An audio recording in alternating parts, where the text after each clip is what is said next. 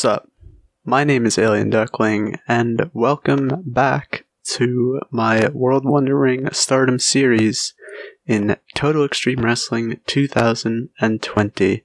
So, it's been a while since the last video. I had a lot of technical difficulties during the filming of this one, which is why my commentary might sound off. I am doing this in post. I hope it sounds fairly normal, and it's not a bother to you. It'll at least be better than it was last time. So the previous video in this series, the pilot, if you will, it did really well. I was amazed by it. I have currently just over 400 views and a 100% like rate compared to dislikes. So thank you for showing your support. It really means a lot to me. I've gained a handful of subscribers from this, and I'm glad to see that some people are indeed enjoying what I do, or they're enjoying this series, because I enjoy making it.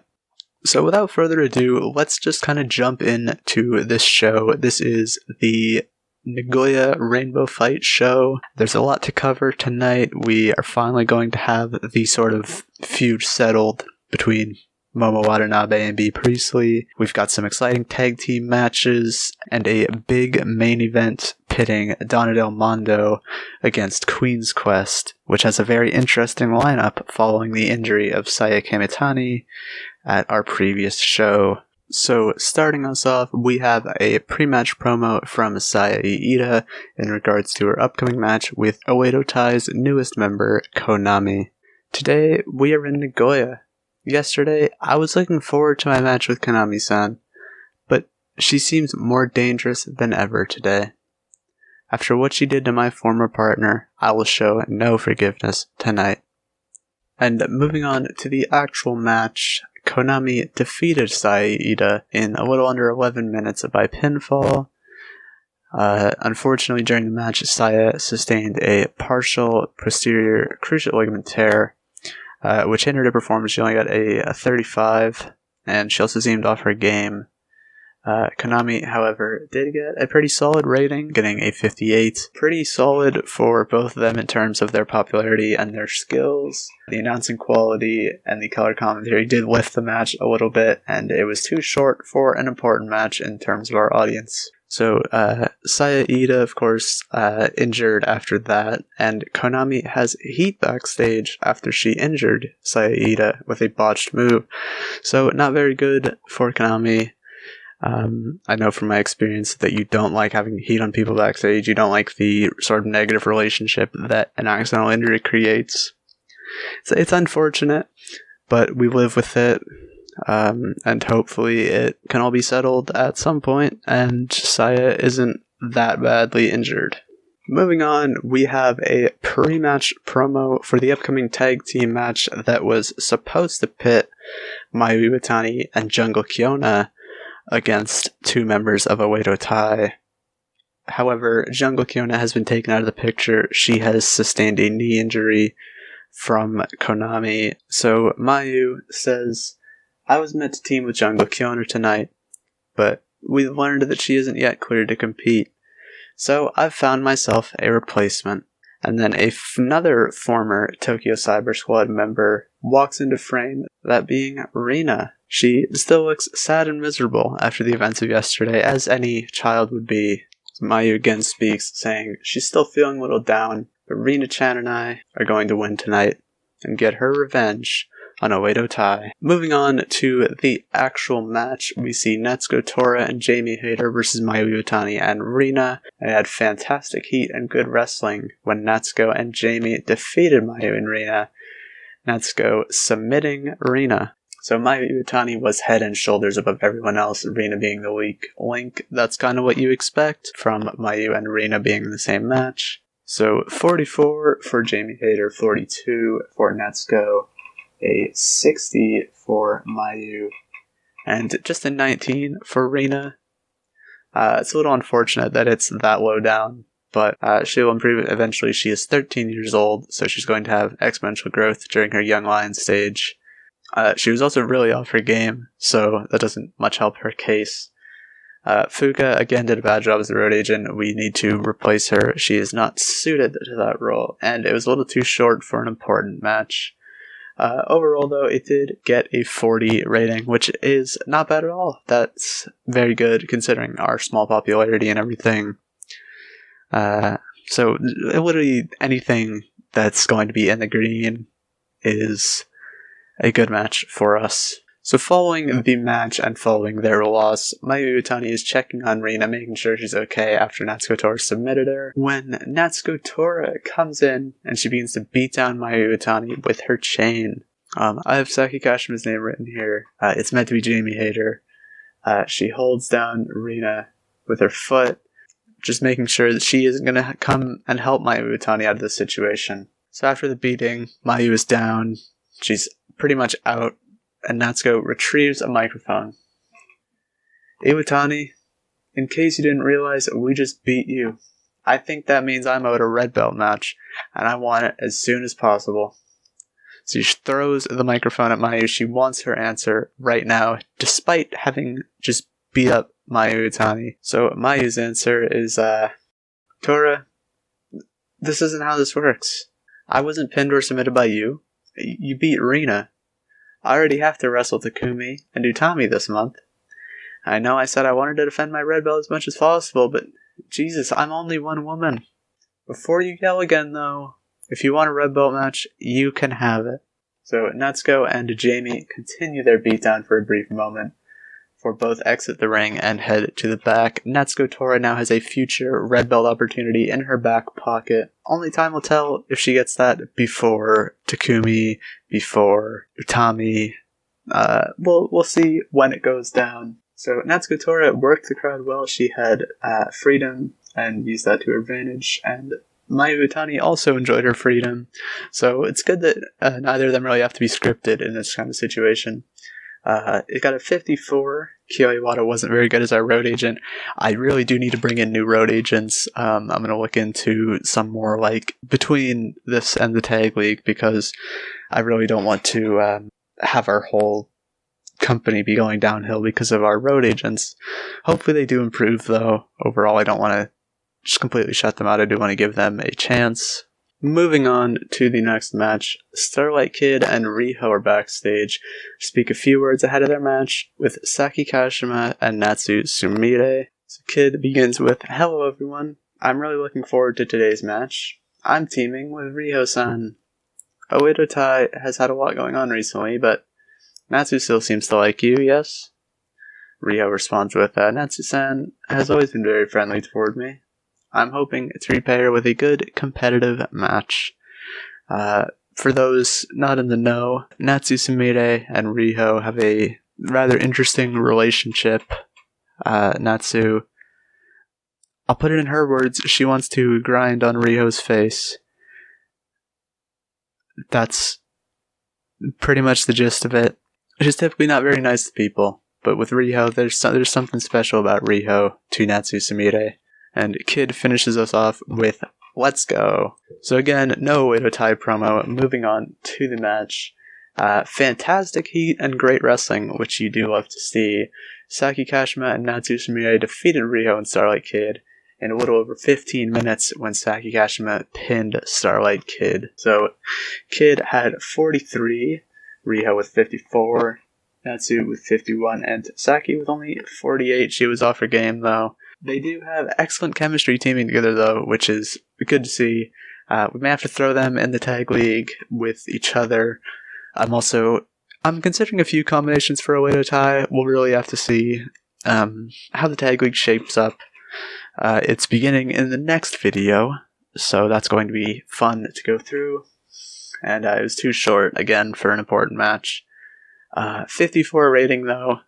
Quite a good one to sort of bridge from the opener matches into our more important ones. So moving on to our next match, we have the showdown between Tam Nakano and Z, who was revealed to be Mika Iwata on our previous Yokohama Cinderella show. and they're going to go to battle. It was announced before Z was even revealed, so now that Tam has the white belt on her, this is a huge opportunity for Mika Iwata, who said she wanted to basically be what Stardom never let her be. She wants to be that star that she was in Sendai Girls, currently is in Sendai Girls, but Sendai Girls doesn't exist in this database, so we're gonna run with it. Tam Nakano is backstage. She's holding onto her white belt, cherishing it, and she's very cheerful, as you would expect from the recently victorious Tam Nakano, taking the white belt off of Julia at our Yokohama Cinderella show. Hello everyone in the universe. I have finally won the white belt.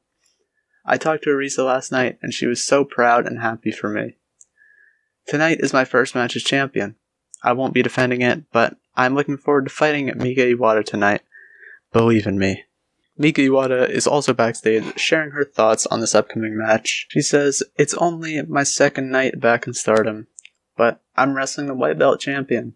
It's not for the white belt, but I know that beating Tam will give me the opportunity I deserve. Hanan was light work yesterday, so Tam, please give me a challenge."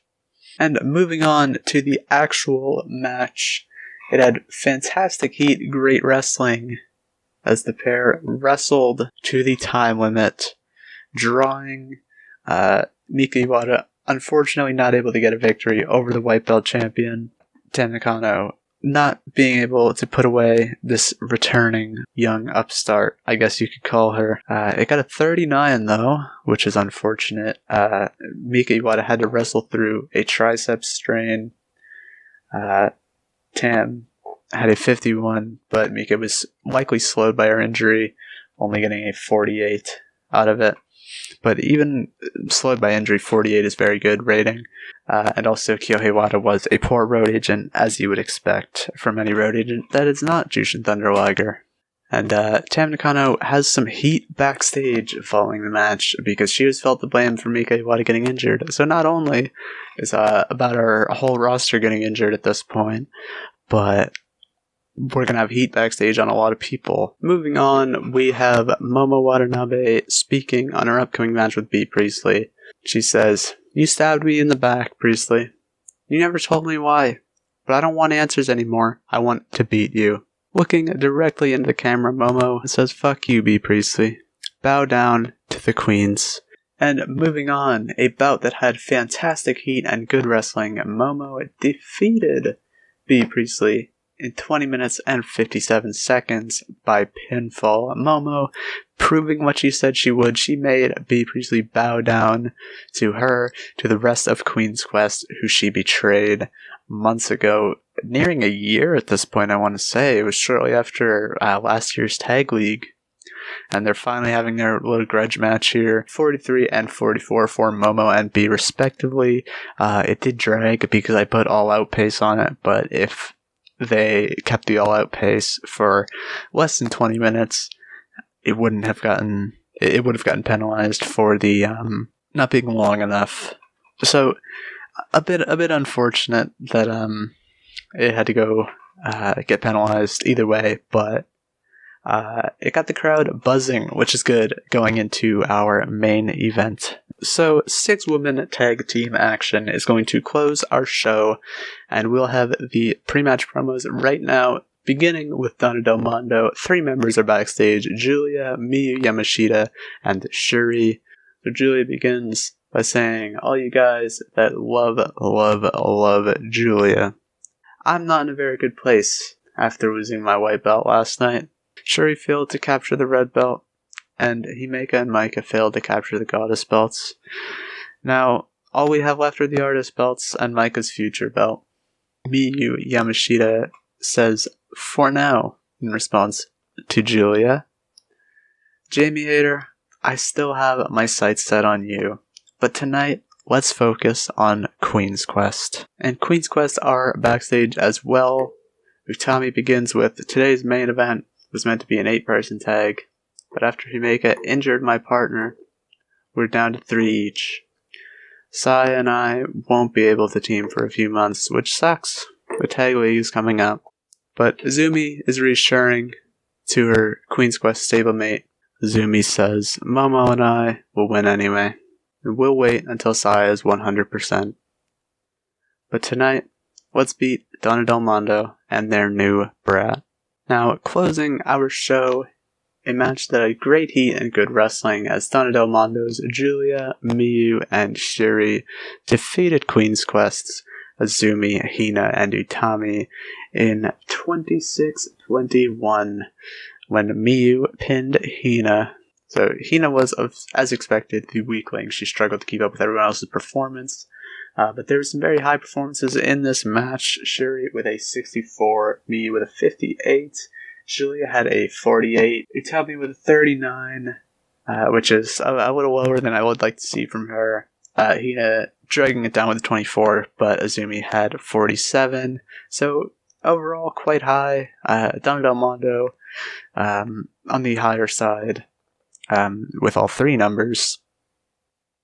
But overall, it scored a 49. Fairly strong closing match to our show. I don't think it was the best on the card, but it was certainly up there. And as I said earlier, any green numbers are good numbers to us given our small popularity. So following their victory, Donna Del Mondo gets to close the show as is tradition in Stardom. So Julia takes the microphone to speak on behalf of her unit. Queen's Quest, you put up a tough fight. Even the child did better than I expected. I'm still crushed by my loss to Nakano. I don't know how I'll come back, but I will not give up yet. DDM will have all the gold one way or another. The Tag League is coming up, in fact. There will be 6 teams in each block, with at least 2 from each unit overall. Donna Del Mondo has their 2 already. Mika and Mika. Shuri and Mayu Yamashita. And maybe, if I can find a partner, I'll join in on the fun. This is only a speed bump in the road to DDM with all the gold. Because I assure all of you, it will happen. We are women of the world. Donna Del Mondo. Arrivederci. See you. A fairly solid promo from Julia to close the show. She did struggle going off script, surprisingly. This got a 32. I would have expected better from Julia, but we know to script her in the future. So, checking on our injuries now that the show is over. Thankfully, Mika Iwata is working through the pain.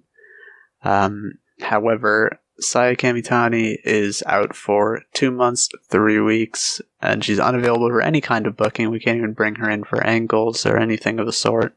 Iida is available to work angles, but she'll be out for 2 months, which is a little unfortunate. She's definitely going to miss the Tag League, and we'll perform surgical success. She's out for 46 days now. Again, she will be missing the Tag League, which is unfortunate.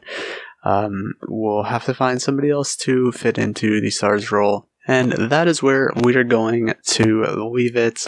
I might try to push the Tag League videos as 2 shows per video, because I'm likely going to run the G1 Climax show format of 1 block in action per show, where you see every match from that round of the block, as New Japan recently did with the G1 Climax, as they do with GM1 Climax every year, I believe. But as I said, for now, that's it. Please like and show your support and stuff if you did enjoy this. It does mean a lot to me, and hopefully I will see you for the next video. Goodbye.